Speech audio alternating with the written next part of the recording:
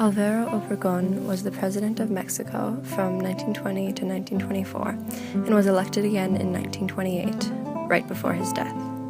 However, his influence remained far into the years following his presidency. Obregón was Mexico's second elected president, after Victoriano Carranza 3 years earlier. During his first 4 years, he instituted new policies and ideas which changed the way people were taught and lived. Obregón was born on February 19, 1880, in Alamos, Mexico. He grew up on a farm and was the 18th child in his family. Obregón joined politics in 1911 when he was elected municipal president of Guatabambo. Previously, he had worked in landholding as a farmer. Although Obregón did not participate in the revolution against Porfirio Diaz in 1911, once Francisco Madero became president in 1913, he supported his government. He gathered troops to fight against Pascual Orozco, a supporter of Victoriano Huerta. At the time, Huerta was leading a coup against Madero's government in an attempt to take control and become Mexico's leader. Triumphant in his efforts, Obregón was recognized for his strength as a military figure and was appointed colonel and commander of Hermosillo in March of 1913. Once Madero was assassinated on February 22, 1913, Obregón worked under Venustiano Carranza's government, being promoted to the head of the war section in the Constitutionalist Secretariat of the Interior, and commander of the Northwest Army. Coincidentally, Obregón's hometown, Alamos, was in the northwest of Mexico. As he continued to show military prowess, he moved up further in the political ranks. Obregón was appointed Minister of War in 1915.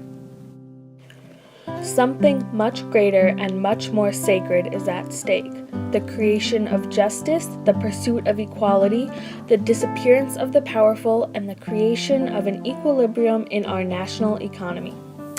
In 1920, Obregón ran for president of Mexico against his former boss, Carranza.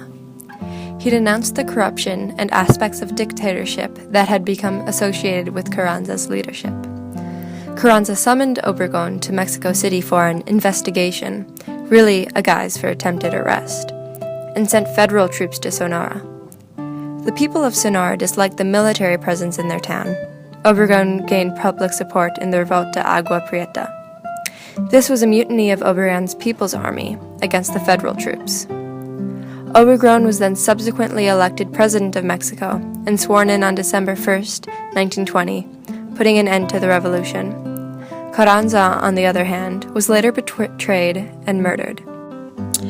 Aims. One of Obregón's primary aims was to eliminate elements of Catholicism from society, and he started with education. Under his instruction, the teaching of religion in school was strongly discouraged. However, Obregón was a champion for good education. To drastically reform the educational system, Obregón appointed José Vasconcelos as Secretary of Education. Obregón's reform included expanding public school systems, increasing the literacy rate, and integrating Aztecs into modern Mexican society. In 1921, Vasconcelos opened upwards of 1,100 schools for 23,000 students, and in just 3 years, almost 1.2 million children were enrolled in primary and secondary schools. During Diaz's leadership, literacy rate was 25%. After this education reform, it was set to increase drastically. The present social program of the government emanating from the revolution is essentially Christian and is a complement to the program of the Catholic Church, provided both act with good intentions. Obregón stated that if the Church was completely unbiased and honest, a Catholic government could thrive.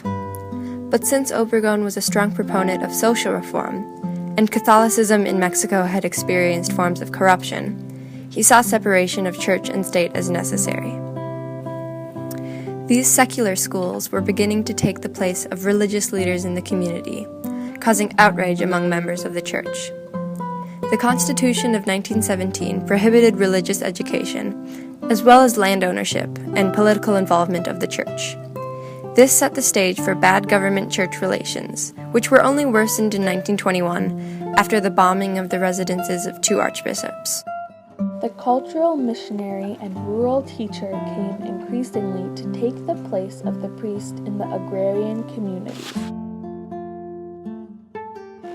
Later that same year, an employee of Obregon's government attempted to destroy a cloth with the Virgin of Guadalupe on it, one of the most sacred icons in Mexico.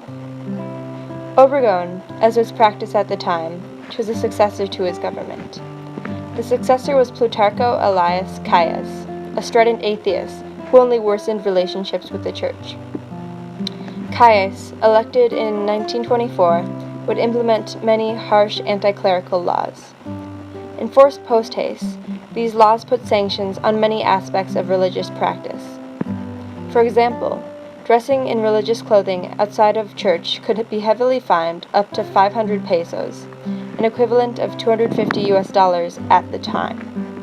Not to mention that any priests who would denounce the government could face imprisonment for up to 5 years, and that is only naming a few of these reforms.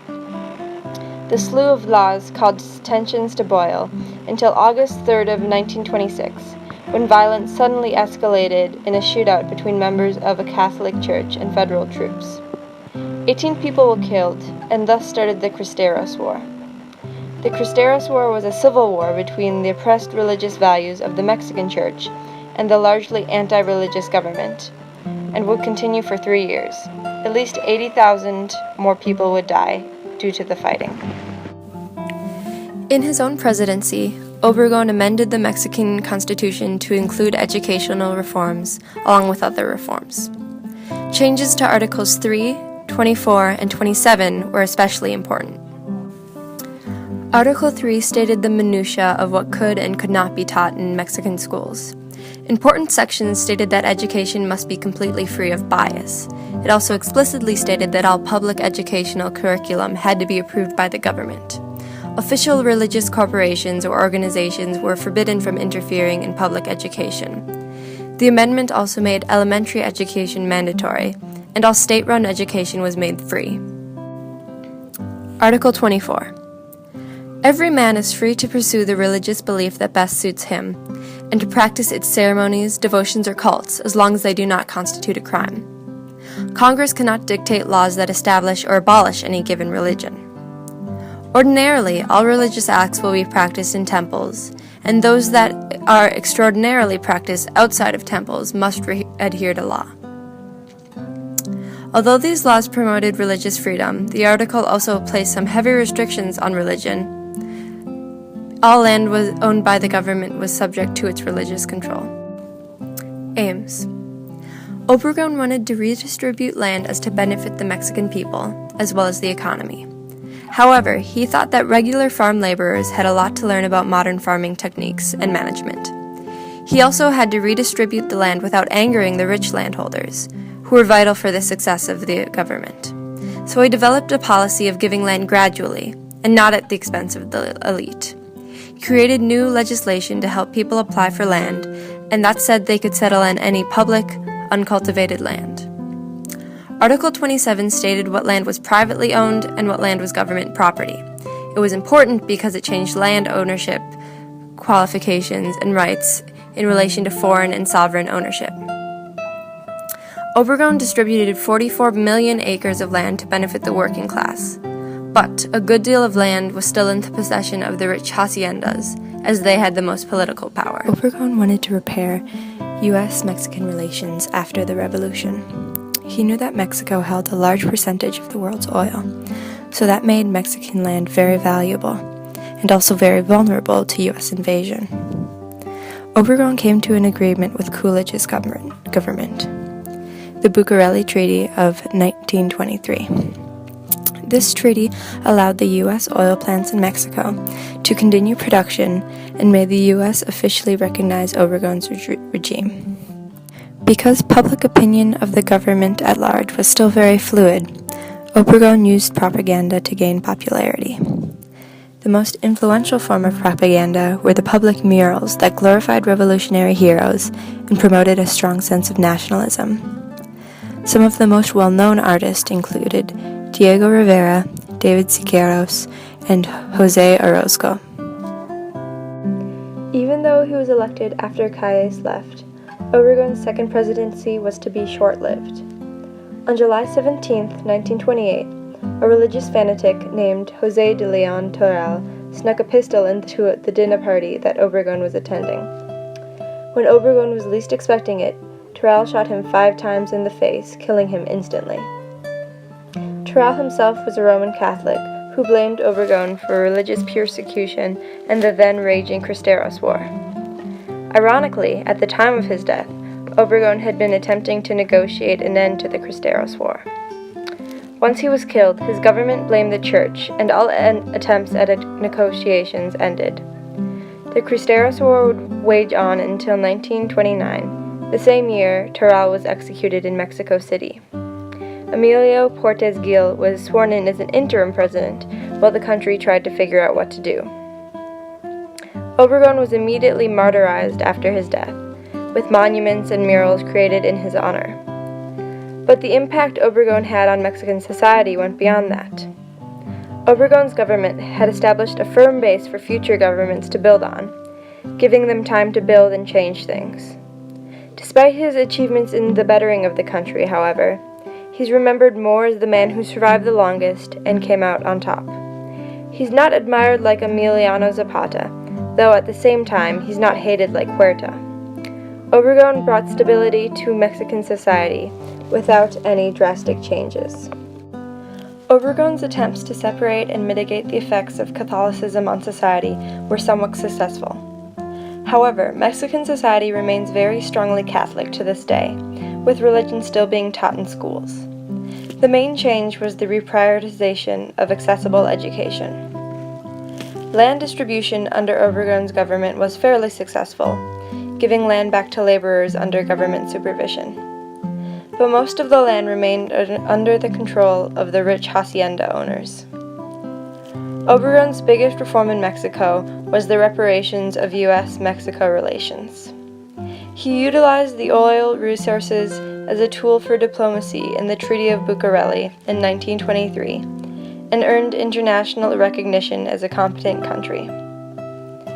Obregon brought about drastic change in the areas of Catholicism and education, redistributed land, and changed U.S.-Mexican relations. His legacy, however, was bringing relative peace to a country that had known revolution for decades.